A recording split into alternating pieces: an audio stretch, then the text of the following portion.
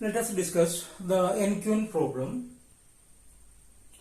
The definition of this problem is: place n queens on an n by n board so that no two queens threaten each other. Do you remember the queen attacks? Through the column, through the row, and through the diagonal. This is the queen attack. Then safe state means no two queens in the same row, no two queens in the same column, and no two queens on the same diagonal. Let us consider a chessboard, an 8 by n board. This is the 8th column. So this is an 8 by 8 board. N is equal to 8. There are 64 cells. Then an arrangement is different from a solution sheet. An arrangement means we are placing 8 queens on the chessboard. We are placing the first queen here and second queen here, third queen here, like that. Okay. We are selecting any 8 cells out of these 64 cells. Then we will have a total arrangements. Remember, an arrangement is not a solution. Solution is nothing but a safe state. Total arrangements or total possible arrangements equal to, we are selecting 8 cells to place the 8 queens out of the available 64 cells. 8C64. This is a big value. Okay. Let us enforce a rule: no two queens in the same row. Here you can see Q2 and Q3 are in the same row. Once we enforce this row, this arrangement is not possible. Okay, Q3 should go to some other cell. Okay. Then let us enforce one more law. Q1 always in first row.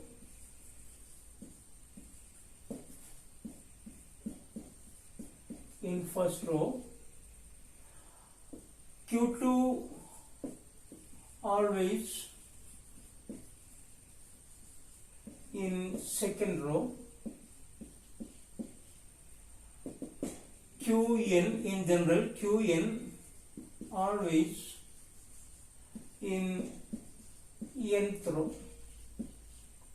That means we can't place Qn1 in second row or third row or fourth row or nth row. It should be always in first row. Okay.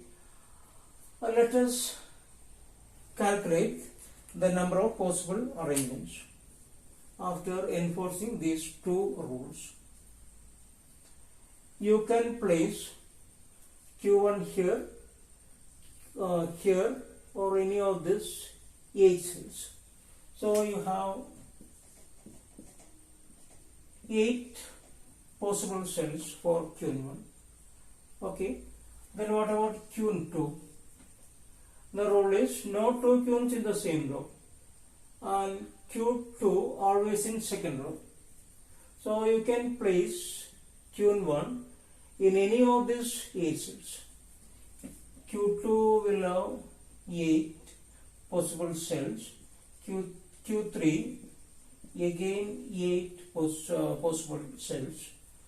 So in together we will have 8 into 8. Okay, that is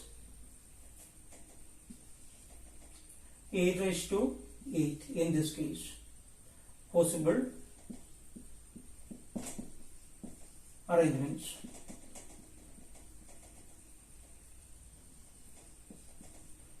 In this case, after enforcing these laws,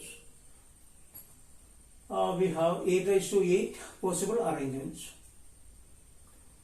Then let us enforce one more law. No two queues in same column. No two queues in the same column. If we enforce this rule, you can't place Q2 here. You should select another column for Q2. Remember, this is Q1 and Q2. They are not safe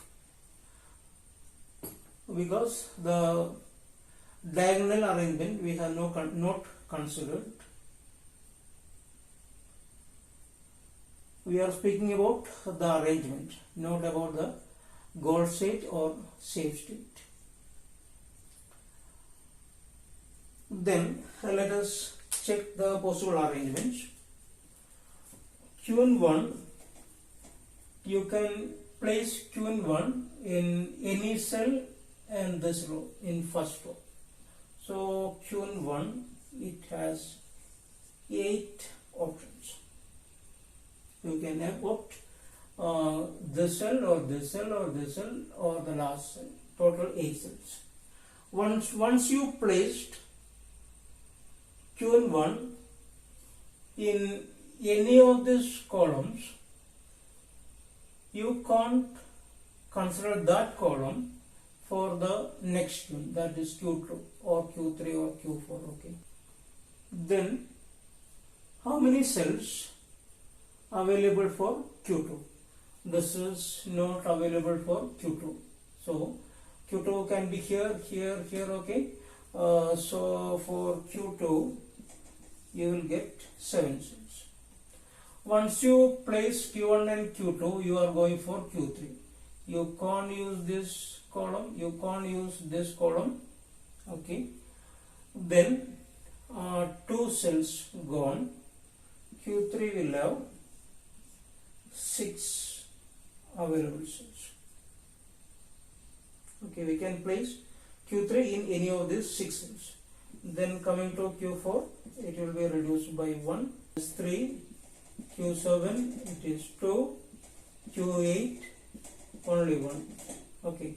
Then altogether 8 into 7 into up to 1, that is 8 factorial. This is the number of possible arrangements.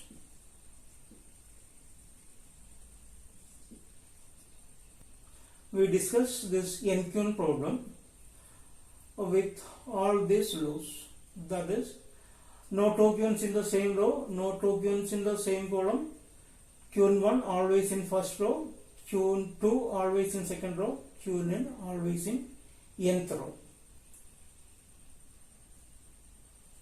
We need an algorithm to find out the goal states from these 8 factorial arrangements.